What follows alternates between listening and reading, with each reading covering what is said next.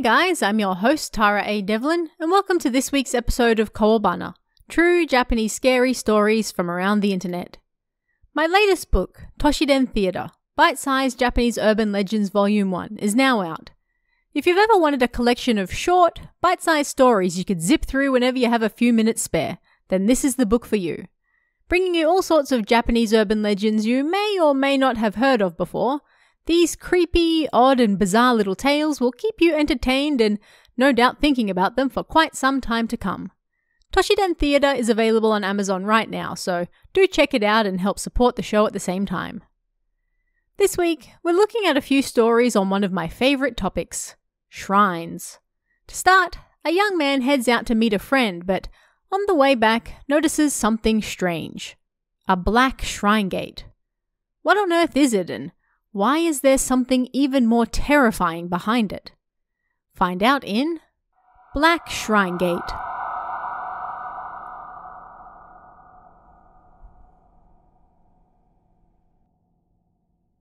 First of all, I'd like to point out that I'm someone who doesn't believe in the supernatural.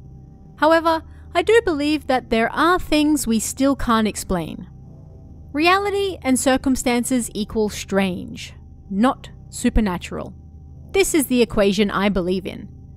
So, let me tell you a little story about something I once experienced. It was right about this time of year. With the morning sun and the cry of the cicadas, I could feel the arrival of summer on both my skin and in my ears. I was supposed to meet my friend early that morning, so I got in the car and made my way over to our agreed meeting point. I made my way through the winding mountains. The occasional murmur of the clear stream through the trees nearby soothed my heart and made the air cooler as well. Just as I was about to reach the top of the mountain, I saw something strange through the trees. A mass of unease. That might be the best way to describe it. Checking behind me, I found a good spot to pull over. There was a space for 1 or 2 cars, common on mountain roads. And then, checking again, I stepped over the guardrail to go down to get a better look. It was something strange. Something so odd it didn't fit in with its surroundings. In this world of green, the sounds of the murmuring stream reached my ears, and in that space of healing, there was a gaping black vortex of evil. That was my first impression of it. It was a shrine gate, quietly erected deep in the mountains. My knowledge of shrine gates is rather limited, but in general, they're either vermilion, white, or just plain stone. That was how I pictured them. However, the gate before me was black. Just black. Faced with this sudden unreality, I was curious rather than afraid. I approached it, step by step, and there was something beyond it that intrigued me even more. Something that was also black all over. At first, I thought it was 2 sticks poking up out of the ground, but looking closer, I was wrong. It was an upside-down shrine gate. A smaller version of the black gate I'd just seen. I once heard someone say that shrine gates are like a helipad for kami to land on. That's why they face the heavens. However, the one in front of me faced the ground. My mind was awash with speculation, and a bubbling curiosity kept me moving forward. Next thing I knew, I found myself standing at the foot of the black gate. For some reason, I stopped for a moment. But then I kept moving without hesitation, and the moment I stepped through the gate, I felt slimy. It was a sensation that washed over me, from the top of my jeans throughout my entire body. I had broken through an invisible membrane. That was how it felt. Like breaking the thin skin of a large egg in the heat of summer and then sticking your feet in the warm egg whites. That might be a little hard to understand, but that's honestly the best way to describe it. Ah, crap. That was the next thing I felt. My right foot was unable to find anything to stand on, and it was still hovering around in the air. Somehow, just somehow, I knew I mustn't step on the other side. Alarm bells I made for myself rang, and I must have looked silly to anyone watching as I hovered there on my trembling left leg, trying desperately to keep my balance. "Hey!" Suddenly I heard a voice coming from behind me, and the force of trying to turn around sent me tumbling to the ground. A pain shot through my backside, but as I looked behind me, I saw my friend I was supposed to meet. He was looking at me strangely. "Why are you here?" I thought, but he said that I was so late that he thought I might have been in an accident, so he came to find me. When he saw my car, he got out to look for me and then found me where I was. There was no way that much time could have passed, I thought, but when I looked at my watch, it was already after 3 p.m. I left home at 6 a.m. Sure, I'd gone for a small walk, but the mountain pass was, at best, an hour from my house. I was a little confused, but my friend was staring intently at something. "What's that?" He was pointing at the black shrine gate behind me. Strange, right? A black shrine gate. There's another strange one behind it too. I remember feeling kind of relieved that my friend could see it too, but with the strange passing of time, I was starting to realize that the black shrine gate perhaps wasn't right either. "A black shrine gate? What?" "No, I mean that shrine over there," my friend said. "Huh?" His unexpected response shocked me. I couldn't see a shrine anywhere. There were 2 black shrine gates. One of them was upside down. I looked again, and they were definitely shrine gates. I looked closer to see if there was anything beyond them, but there was nothing. At that moment, I saw my friend enter my field of vision to my right. "I don't think you should get any closer." "Huh? Hey!" My friend kept walking closer, as though he didn't hear me. I had to stop him. I tried to move forward, but it was like my legs were filled with lead. I put all my strength into them, but they refused to move. He's going to be reaped. I don't know why I thought that, but I did. Something was going to take him, and the thought bounced around in my head. I had to get up. I crawled backwards towards the gate and, with my back still facing it, went through. That slimy feeling hit me once again all over. This time I especially felt it on my arm, which was exposed. It felt nauseating, but as I pushed my body through, strangely, the heaviness in my legs disappeared. My friend was slowly approaching the upside-down shrine gate and was only a short distance away from reaching it. When he raised his foot to step through it, I somehow managed to grab his shoulder and yanked him back as hard as I could. But he didn't budge, like there was some other power at work keeping him there. But he didn't move forward either, kind of like a tape that had been paused. A strange anger welled up inside of me. "Who said you could touch my friend?" I screamed. "Give him back, you idiot! I'll pull back all of your skin and stab you with bamboo, just like Hellraiser, you moron!" At that moment, whatever power held my friend in spot released, and we both fell backwards. Even today, I still have no idea what happened.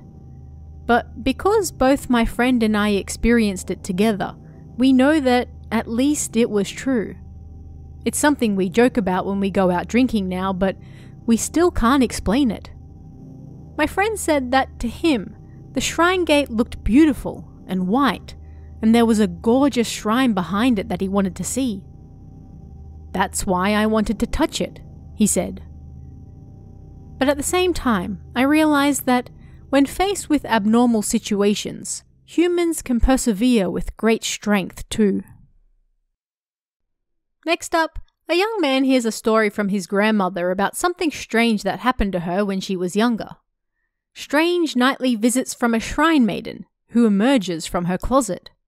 What's really going on? Find out in Shrine Maiden in the Closet.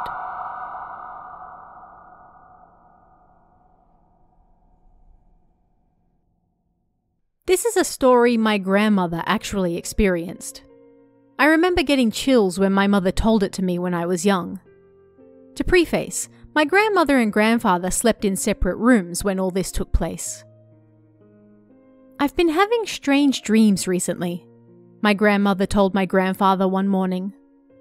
"What dreams?" he asked. "As I'm asleep, several people stand on my hair," she said. These feet would then walk around her, as though perfectly following the shape of her body. But some of them would remain near her head and repeatedly kept stepping on her hair. Although none of this hurt, it was still extremely strange and uncomfortable. "It's just a dream, don't worry about it. You're just tired," my grandfather said, even though it was indeed rather creepy. And that was all he said, despite her daily fatigue, and he didn't pay her worries any more attention.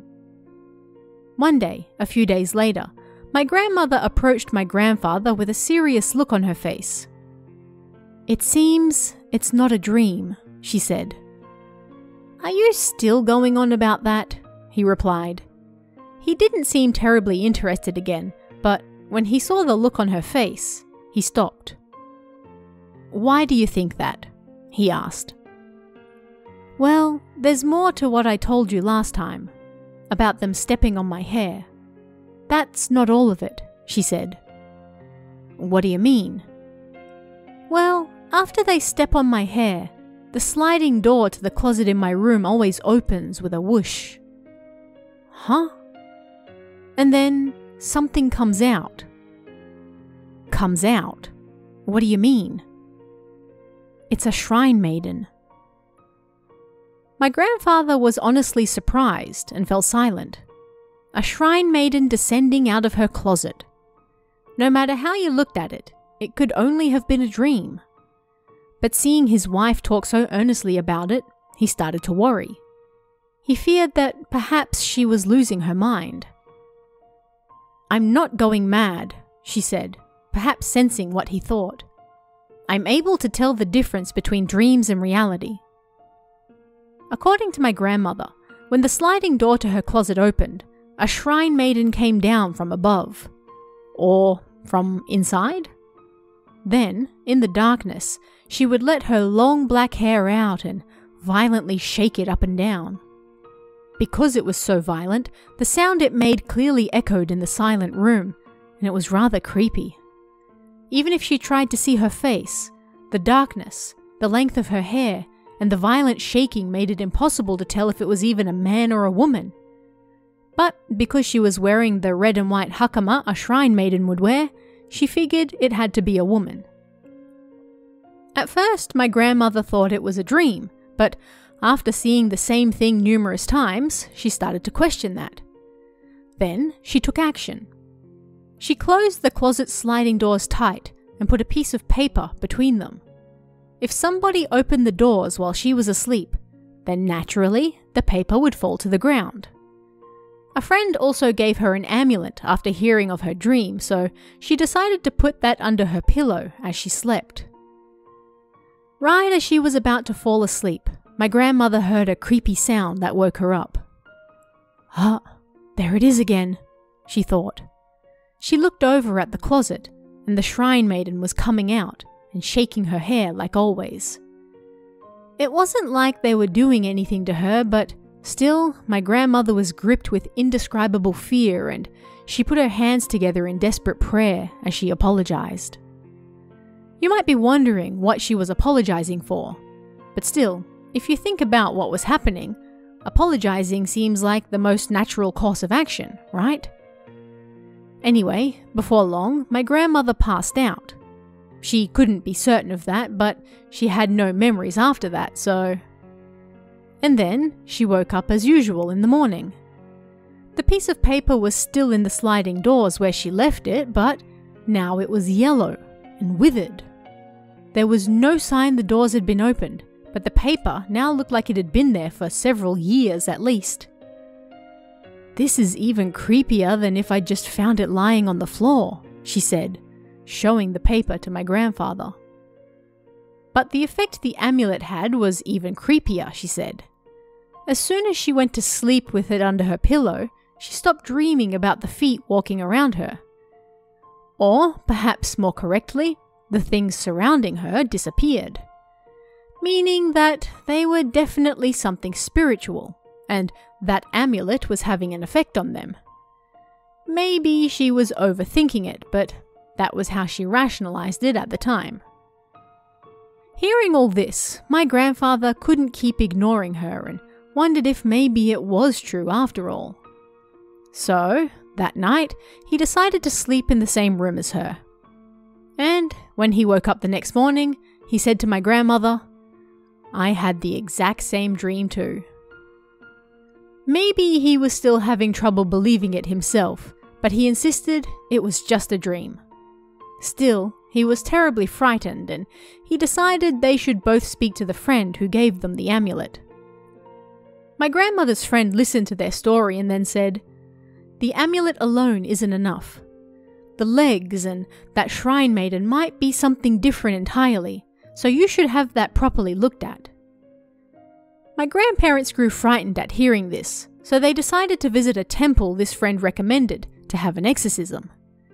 However, they were told that the shrine maiden wasn't something that possessed people. "If she is coming from the closet, then the problem must be there," the monk said. The closet in question had been built by a carpenter my grandparents knew, so when they asked him if he might know anything about it, his face turned pale and he apologized. According to him, he used the wood of a cherry blossom tree for the framing of the closet, but it seemed there was a rather interesting story behind the wood. I didn't hear too much about it, but apparently, sometime in the past, a shrine maiden had hung herself from the tree that wood came from. Generally, such wood could then be bought for incredibly cheap. Because they were acquaintances and the carpenter felt terribly sorry, the whole matter was settled amicably and half the costs were returned to my grandparents. They removed the wood from the cherry blossom tree and it was burnt at the temple as well. After that, nothing else happened, and my grandmother never figured out the connection between the shrine maiden and the feet. She couldn't help but wonder if maybe the shrine maiden was actually trying to tell her something all along. A woman takes on a part-time job as a shrine maiden, but whilst working at the shrine, she comes across a man with a rather unique and potentially deadly problem. Can they save him? Find out in Part-Time Shrine Maiden.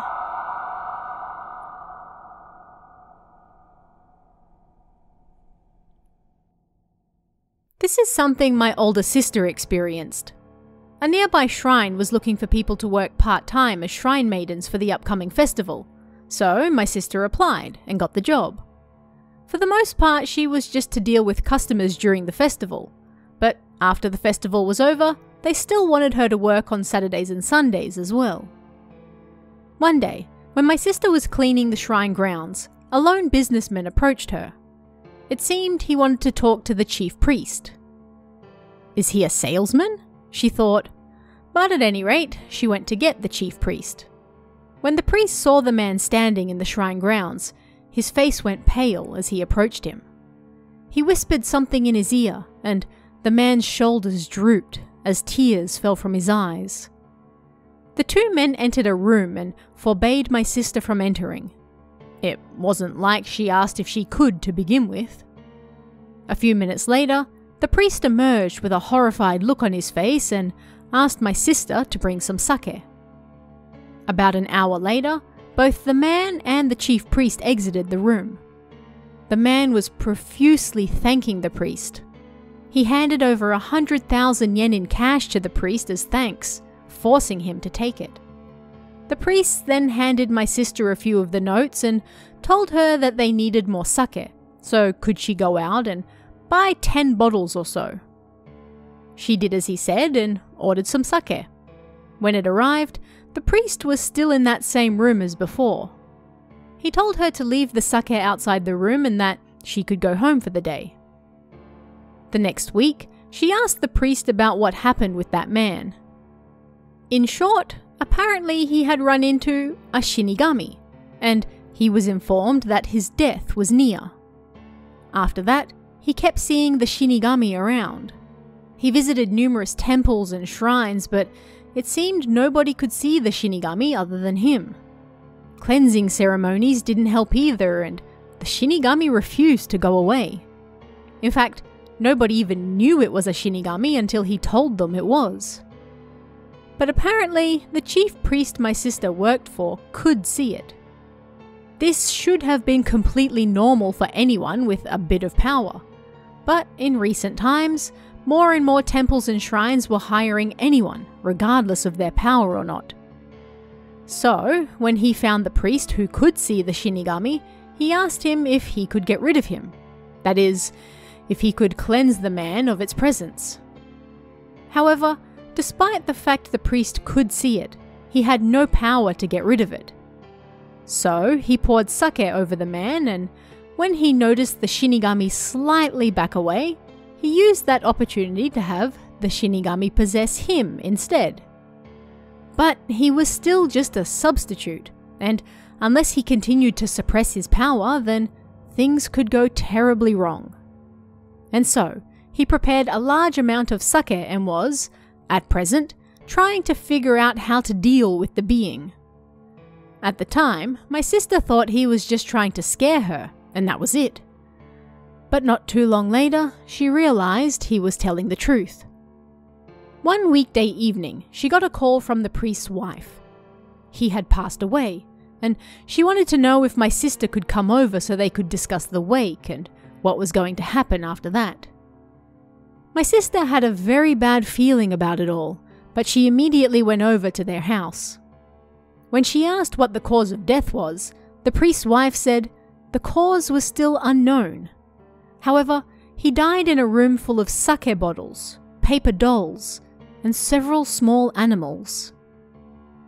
After that, my sister quit her part-time job at the shrine. About 6 months after the priest died, his wife was found dead in the same room. Rumor was that she hung herself. My sister thought differently though. She was sure the Shinigami was still hanging around the shrine. Was that man still doing okay as well? And was she, as someone who was just outside that room, going to be targeted next? Ever since then, my sister has always carried around 3 substitute amulets she never lets go of. Kagura performances are used to relate various Shinto tales through dance, and in this next story, a young man is able to take part in a very special type of performance, the Yokagura, or Night Kagura. But what's really going on with this performance, and is it really all as it seems? Find out in Night Kagura.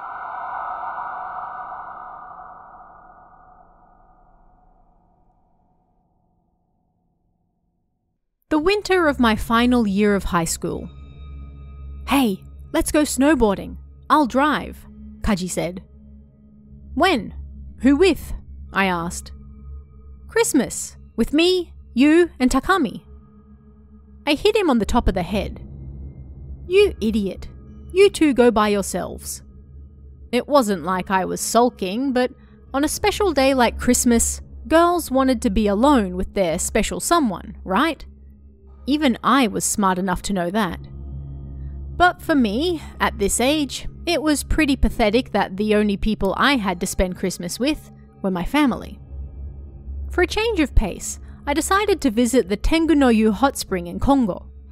Kongo is to the south of Osaka, near the border of Nara and Wakayama, and there are several small hot springs in the mountains there. The most remote of all those is Tengu-no-yu. Ever since I started riding my bike, I didn't really have the time to go anywhere far away, but it was somewhere I went when I needed a little time away to relax. If it was full, I figured I'd just take a day trip, but luckily there was a vacancy, so I decided to spend the night. I finished eating right away, then stretched out in the open-air bath. Fallen snow from a few days earlier blew from the treetops in the moonlight. It was the type of scene you could only see at this time of year. In another 30 minutes, everyone else would finish their dinner and come to the baths to rest as well, filling the place up. But until then, I was able to enjoy it alone and in peace. Suddenly, I heard footsteps behind me, and then someone entering the water. I glanced behind me, and I saw someone with short hair, a small, pale, oval-shaped face, and slender neck and shoulders. A woman? But this wasn't a mixed bath? Panicking, I looked away, but then the person laughed and approached me. "I'm a guy, don't worry." "Ah, I'm terribly sorry. My bad." I turned around again to apologize and looked at his face. The expression, "to be mistaken for a young girl," was quite common, but the man in front of me really did fit that bill. "No, it's fine. I have a woman's face, so I'm often mistaken for one," he said. "I'm sorry," was all I could say. "Are you here to see the night Kagura?" he asked. "Eh? You can watch a night Kagura around here?" The night Kagura in Takachiho was famous, and I wanted to see it sometime, but there was actually one in Congo as well? No way! "Yeah, it starts in about 2 hours at a shrine near here." "No way! I'd love to go." "Well then, why don't we go together?" the man said, and I happily accepted. I asked someone working at the hot spring if they could split a bottle of local sake into 2, and when the man arrived at the front door while I was waiting for him, his eyes went wide. "Are those bottles offerings?" he asked. "No, long ago my grandfather told me that if you go to watch a Kagura performance, then you must take 2 bottles of sake with you. One is for the kami-sama, and the other is for the performer that kami-sama inhabits. So," I said, and the man laughed. "Yes, that's the correct answer." The 2 of us walked side by side, remnants of snow still coating the side of the road we walked on. Our breath came out white. There were no street lights, so the area was pitch black, but I could see well in the dark, and there was a little moonlight, so it was more than enough. The man appeared to see just fine as well, and he walked with confidence. "Do you often go to watch Kagura?" I asked him. "No, I've seen quite a few bugaku performances, but today is the first time I'll be seeing an actual Kagura performance." "Huh, that's rare. I don't think most people have ever seen a bugaku performance." "There's a Shitennoji training place near my house, so I have many opportunities to go watch." "Ah, that's why." We chatted about this and that as we walked, and then a dim, round orange light came into view in the distance. It was around the height of someone's knee, so it didn't seem to be a street light. As I kept walking, I saw it was actually a lantern being held by a tiny shrine maiden who only reached about chest height. When she saw us, she lowered her head. "We've been waiting for you. Right this way." We followed the shrine maiden as she led us through an old wooden shrine gate. At the very same time, the darkness around us seemed to deepen, and it was like we couldn't see anything without the help of the lantern. It didn't frighten me, but it was the first time I'd experienced darkness that deep before. It was at that point that I realized I didn't know my friend's name, nor did he know mine. He seemed to realize as well. "Ah, I haven't told you my name yet, have I? I'm Kagachi Saburo," he said. I hesitated a moment, but then I told him my name as well. "Nice to meet you." The hand he held out felt pleasantly cold. Finally, the way ahead of us brightened. It was like the world spread out before us after coming out of a dark tunnel. There were numerous bonfires around the area, so it was rather bright. The stage for the Kagura performance was around 6 tatami mats large and set up right in the middle of the grounds, right in front of the shrine. Numerous guests were already gathered to watch, but it was strange that there wasn't a single camera set up to record it.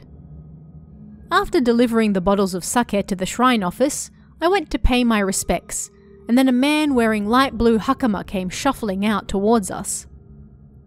"Saburo-sama, something's terribly wrong," he said. But then when he noticed me, he fell quiet. "What's wrong?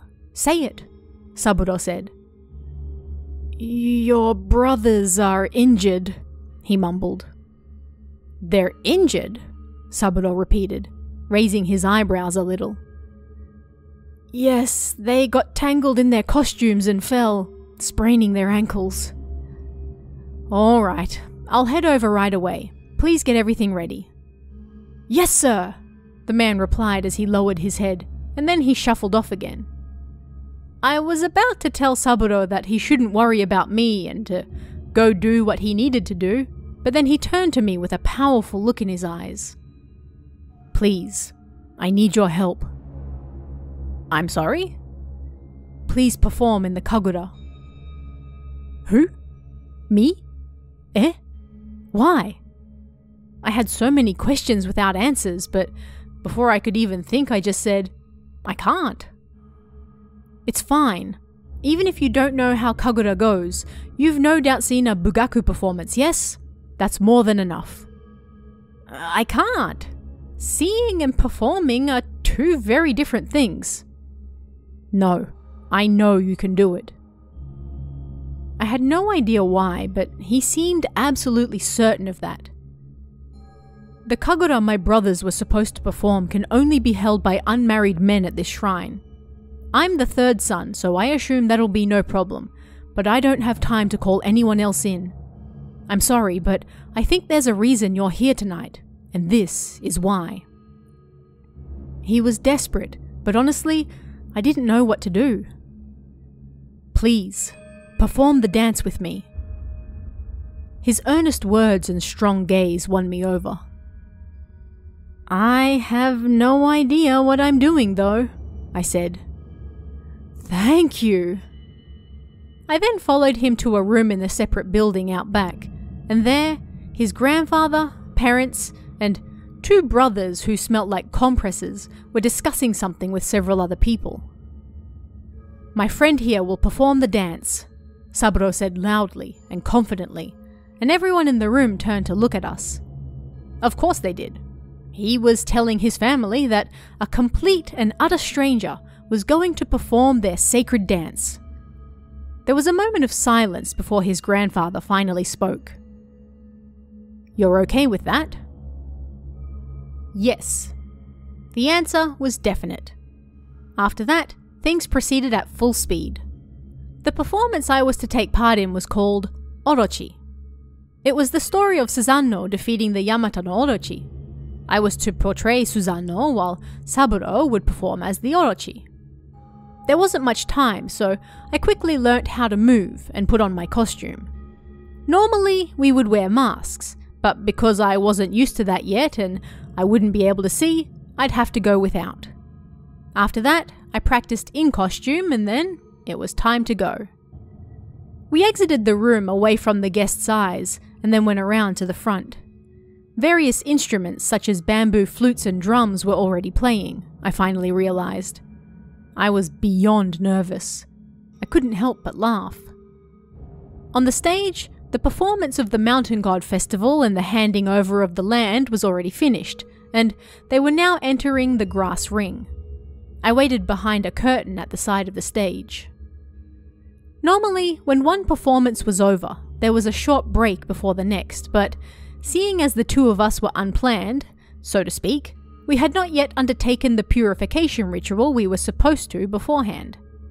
As such, although it was strange and outside the norm, we were to undergo the cleansing immediately beforehand. As we walked up onto the stage without masks, the gathered guests murmured. Saburo's grandfather then gave the congratulatory address in a loud, clear voice. "May you fulfill this important role without incident. That is all I pray for." The tiny shrine maiden we saw earlier, along with another around the same size as her, stood before us with blessed sake. Normally, I can't drink sake as it catches in my throat, but this time it went down smoothly. We bowed before the gods, and then, from either side of us, they put a black hat on me and an orochi headdress on Saburo. When I was ready, I looked over at Saburo, and his eyes seemed to say, "Shall we go?" We both gave a small nod, and then stood up at the same time. The crowd started to murmur again when they saw us emerge from the main hall. Facing straight ahead, we slowly went down the stairs, and with each step, I could feel the warmth of the sake spreading throughout my entire body. I was no longer worried. In fact, I felt almost certain that I could do this. Sacred ropes surrounded the stage, and when they sensed us coming near, the music began. For some reason, Ashinazuchi and Tenazuchi, crucial characters in the story of Yamata no Orochi, didn't feature in this performance. In tune with the music, Orochi went up onto the stage. He stomped around as though looking for something, stamping hard on all four corners of the stage, mimicking a tail. Finally, he calmed down and approached the center of the stage, and that was my cue to begin. As soon as I, Susanoo, entered the stage, Orochi threw his head back in a threatening manner. Undaunted, Susanoo drew his sword. It was not me performing these actions, but rather, it was like a whole different person entirely was in control. As the climax approached, Orochi passed by me, from right to left, and about halfway across, suddenly he turned and spun to the right. Then, with great force and momentum behind it, Orochi's tail swung for me. I used my sword to suddenly sweep it sideways. A good response. Wait, what? There was a clean tear about a foot long in it as the tail flopped down. For a moment I forgot that I was on stage and froze. Orochi also stopped moving and lay motionless on the stage. Whoa! I came back to my senses and went pale. Bang! Suddenly Orochi rose to the beat of the drums and the split in its tail widened. Bang! Again, as the drums beat, Orochi jumped up and again the split widened. As this process continued, Saburo's white calves made a most spectacular appearance. This was slowly followed by his thighs, backside, and then hips, bit by bit. It was like watching a snake shed its skin, and I was so absorbed in the sight before me that I forgot it was a performance. Finally, he shook his head, and then the headdress fell off. Standing there all alone, he turned to look at me. Remembering that I was still on stage, I raised the sword I was holding, ready to strike. But his eyes told me to put it away. So then, what was next? Something took over me again. Our bodies moved as though in familiar movement, creating a world together, and the performance ended in success. Descending the stage, I returned to the dressing room and Saburo hugged me, still in his performance robe. "Thank you. You did so well. I'm beyond grateful." But I destroyed the Orochi costume and made a mess of the performance. I'm sorry. I know that won't fix anything, but I'm sorry. I was so nervous and afraid that I kept apologizing, but he looked at me apologetically instead. No, that's exactly how the performance is supposed to go.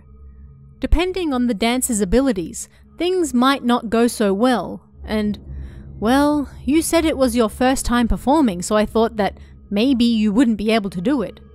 So, you know, don't worry about it, okay? Huh? What did he mean? Was the dance I was taught meant for someone who couldn't make that side sweep? None of it made any sense. But at any rate, I gave the costume back, showered, and then Saburo took me back to the hot spring where I was staying. "Thank you for everything," I said. "No, thank you for all you've done," he said. He fumbled around in his pocket for something, and then pulled out a small box. "This is from my grandfather. It's a protective charm." With great thanks, I accepted it.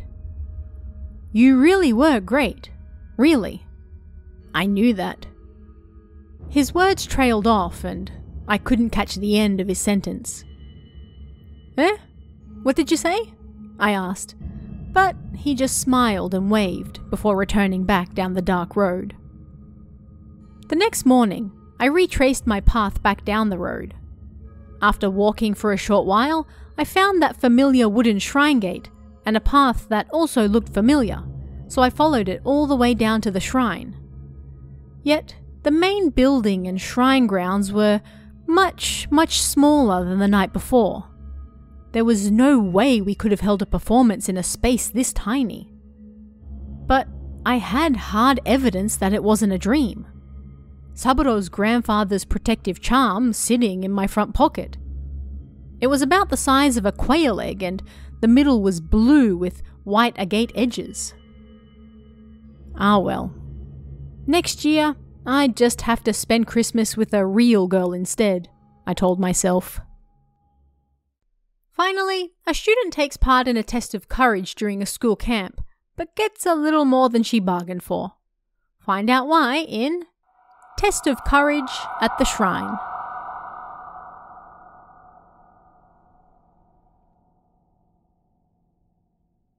Let me tell you about a kind of scary experience I once had, although it might not be that scary. When I was still a young fool who didn't know any better, I visited the countryside to go on a training camp for my cram school. On the last day of camp, we wanted to have a bit of fun and liven things up, of course, so we decided to take part in a test of courage. I attended an all-girls junior high at the time, so it wasn't like I had any relationships with boys or whatever. I was put randomly in a group with some boy and I remember not being all that into it. But at any rate, we had to visit this shrine and retrieve a protective charm or something like that. Anyway, I walked with this random boy on the countryside path towards the shrine. There was a long staircase surrounded by hedges on the way to get the charm, and so we all had to climb that to reach the top. On the way up, one of the other girls with us said she was scared and everyone stopped. I stood near the hedges as I tried to calm her down, but then suddenly, something grabbed my ankle and made me jump in surprise. "Someone grabbed my leg!" I screamed. I looked down at the hedge, but there was nobody there. I thought maybe it was one of the teachers just trying to scare us, but at any rate, we grabbed the charm and then quickly returned to camp.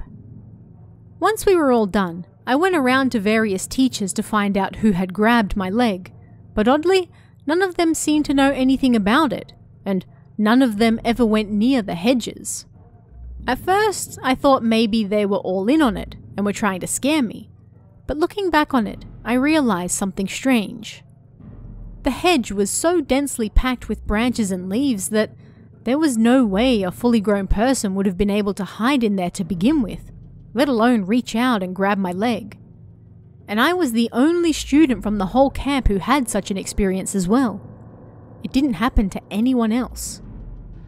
There were no marks on my leg, as is often the case with stories like this, but when I think about who might have grabbed me that time, I still get shivers. A massive thank you and shout out to this week's Cummy Tier members, Christina and S-. It's thanks to your support, along with everyone else, that I'm able to keep doing this show, so thank you very much. Don't forget to check out Toshiden Theatre, Bite-Sized Japanese Urban Legends Volume 1, out on Amazon right now. And check out our newly revamped merchandise store at kowabana.store. And if you'd like to chat about this week's stories, come and join us in the Kowabana Discord. You can find that link in the description or on kowabana.net. You can also check out our Patreon at patreon.com/TaraADevlin for exclusive bonus stories and extras, or our YouTube channel at youtube.com/KowabanaJapan for all sorts of Japanese horror you won't find anywhere else. Thanks guys, stay safe, and I'll see you again next time for even more Kowabana, true Japanese scary stories from around the internet. Want even more scary stories? Head over to kowabana.net for new translations every week. You can also join our Patreon for exclusive stories you won't find anywhere else. Head over to kowabana.net now.